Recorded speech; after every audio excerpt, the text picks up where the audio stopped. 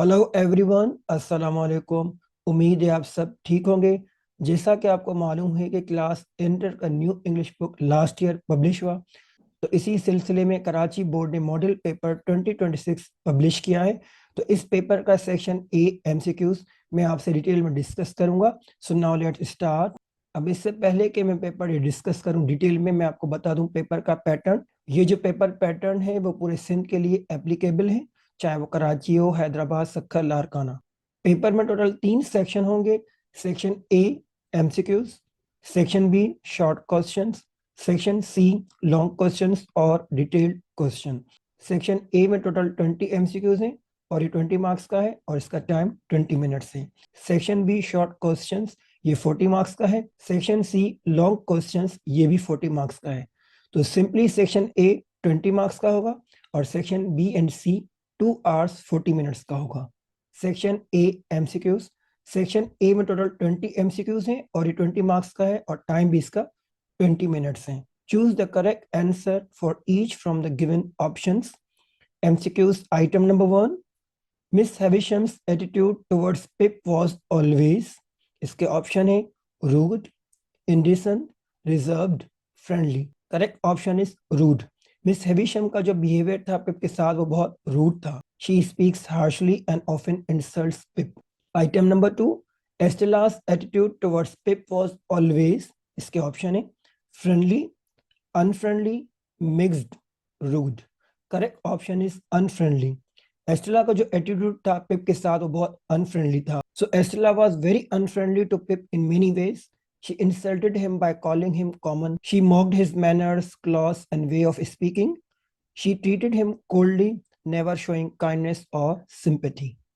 She made Pip feel ashamed of his background and social class. So simply we say Estella का attitude पिप के साथ बहुत unfriendly था।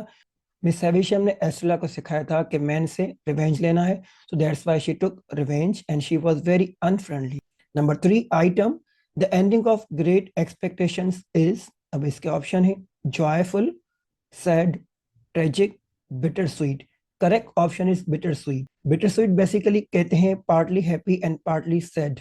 तो इसकी जो एंडिंग है वो हैप्पी और सैड है, या हम कह सकते हैं खुशी और गम का मिला जुला एहसास, या ऐसी कैफियत जिसमें खुशी भी हो और दुख भी हो। अब इसकी एंडिंग बिटर मींस गम वाली क्यों है? क्योंकि पिप दौलत, रुतबा और एस्ला से शादी का ख्वाब खो देता है।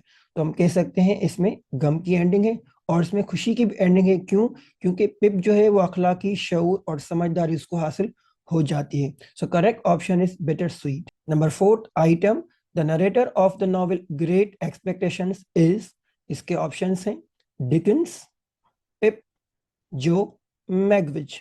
आई repeat options, Charles Dickens, Pip means Philip Pip, Joe Gargery and Abel Magwitch. Correct option is Pip. Charles Dickens is the author of Great Expectations. Philip Tripp is the first person narrator who tells his own life story in the novel. So जो narrator है वो है Pip. Number 5th item, जो advises Pip that the only way to be truly uncommon is through. इसके options हैं honesty, goodness, honesty and goodness, goodness and politeness. Correct option is goodness and politeness. तो जो गार्जरे हमेशा पिप को सिखाता था, उसको एडवाइस देता था कि goodness and politeness is everything. Number 6 item, the story by Leo Tolstoy expresses irony on humans.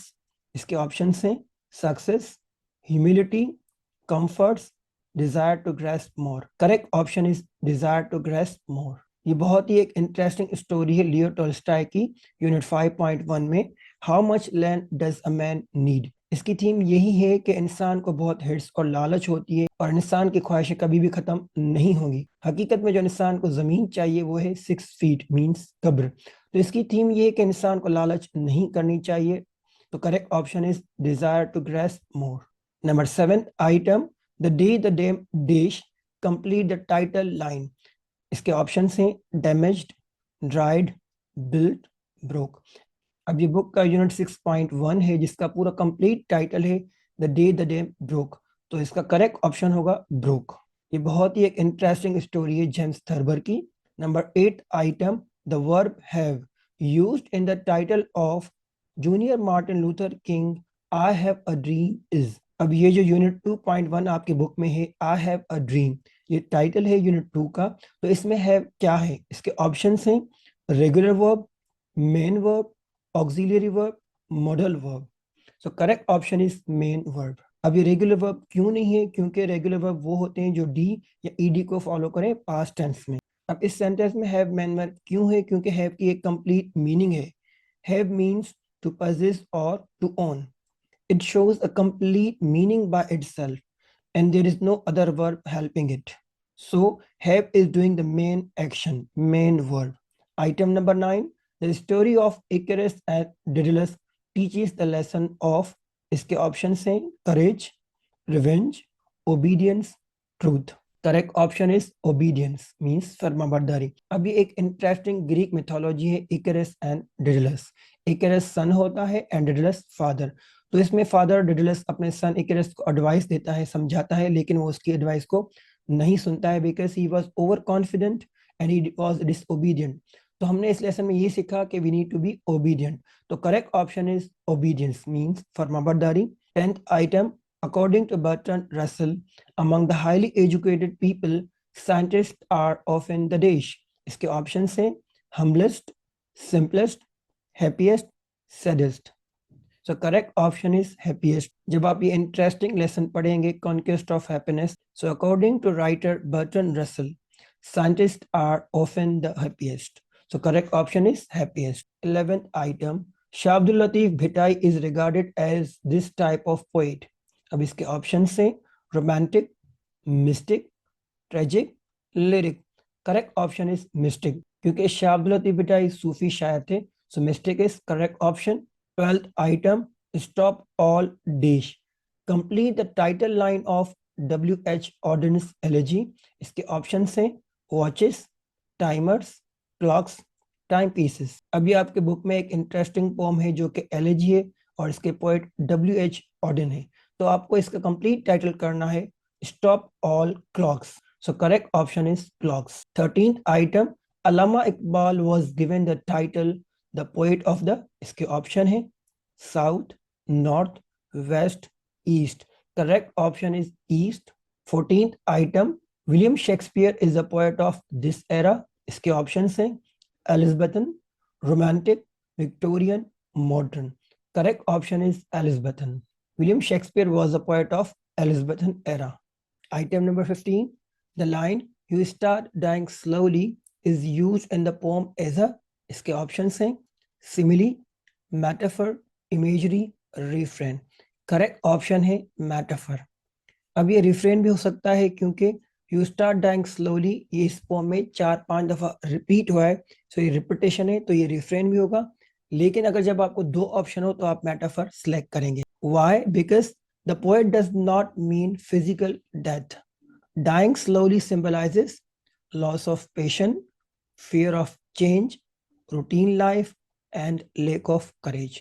तो ये बेसिकली एक मेटाफर है because it represents spiritual and emotional death, not actual death. Number 16 item, the idiomatic expression on cloud 9 means extremely. इसके option है angry, sad, happy, upset. अब ये जो idiom है ऑन क्लाउड 9, इसकी क्या मीनिंग है? इसकी मीनिंग है happy. So correct option is happy.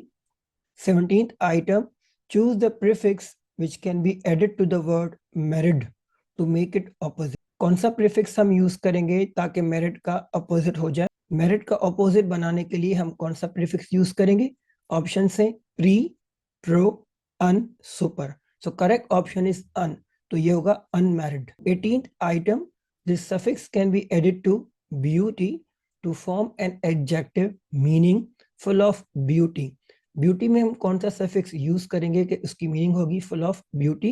इसके ऑप्शन हैं or, ment, ness, ful. Correct option is ful, तो ये होगा beautiful. 19th item, the books that were borrowed from library must be returned. Identify the type of clause. अब आपको बताना है कि that were borrowed from library ये कौन सा क्लॉज है? आपको ऑप्शन हैं noun clause, adverbial clause, adjective clause, phrasal verb. Correct option is adjective clause.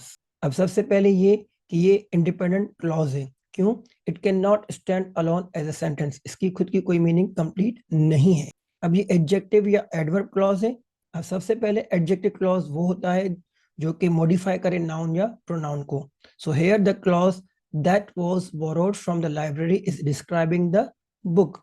It tells us which book we are talking about, therefore it is an adjective clause, जो कि noun को describe कर रहा है the books को। Number 20, last item in the sentence Luqman lost his wallet.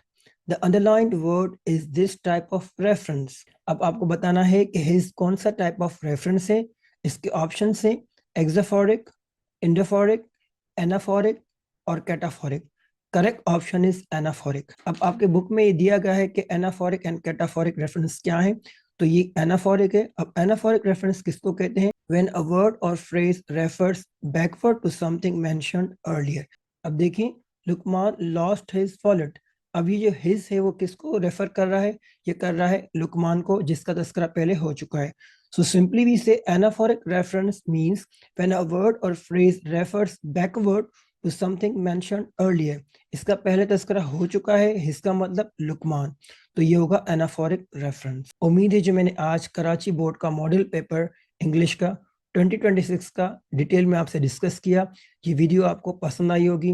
अगर ये video आपको पसंद आई हो तो प्लीज़ हमारा चैनल सब्सक्राइब करना ना भूलिएगा और हमें कमेंट करके बताइएगा कि ये वीडियो आपको कैसी लगी। अपना ख्याल रखिएगा। अल्लाह हाफिज़।